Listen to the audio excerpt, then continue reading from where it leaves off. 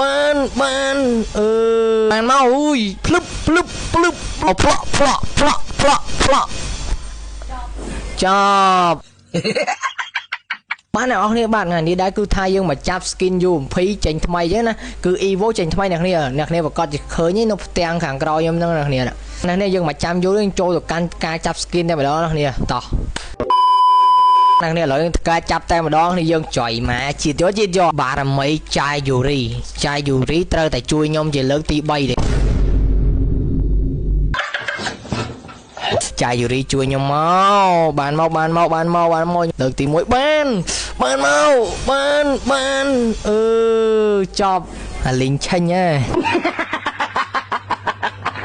ទៅការចាប់ជាលើកទី2នេះយើងកុំខ្វល់បារមីចាយយូរីជាលើកទីម្ដងទៀតជាលើកទី1000ណោះអញមកក្បាលបូមហ្នឹងលើទូចុញមកបានចប់អាលីងឆេញអើយចប់អញចប់អញថាមែនអូតើយើងមកប្រើបារមីអាកូរ៉ាតែម្ដងនេះតើเราពាក់វ៉ែនតាម៉ូតនេះវ៉ែនតាម៉ូតនេះទិញពីអាកូរ៉ាអ្នកគ្នាចង់បានឆាតទៅអាកូរ៉ាបានអ្នកគ្នាតាកូរ៉ាចូលមកអាកូរ៉ាអសល់តា170 270ពេជ្រណាអាកូរ៉ាបានមកអើយភ្លឹបឆ្អែតទៀតអើយបារមីអាកូរ៉ា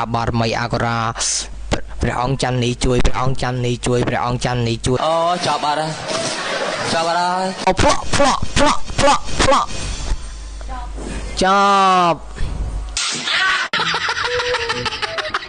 តោះយ៉ាងនេះសម្រាប់គ្នាដែលចង់ដាក់ពេជ្រដែលមានតម្លៃថោកសមរម្យហើយលឿនរហ័សទាន់ចិត្តលឿនជាងF16 របស់អាសៀមទៀតណាអ្នកគឺអ្នកនេះអាចរកដាក់បាននៅ page ទិញ Best Store បានបងភិនលីគាត់នៅក្រោម comment អ្នកនេះវីដេអូហ្នឹងមានតែប៉ុណ្្នឹងទេជួបគ្នាវីដេអូក្រោយបាយ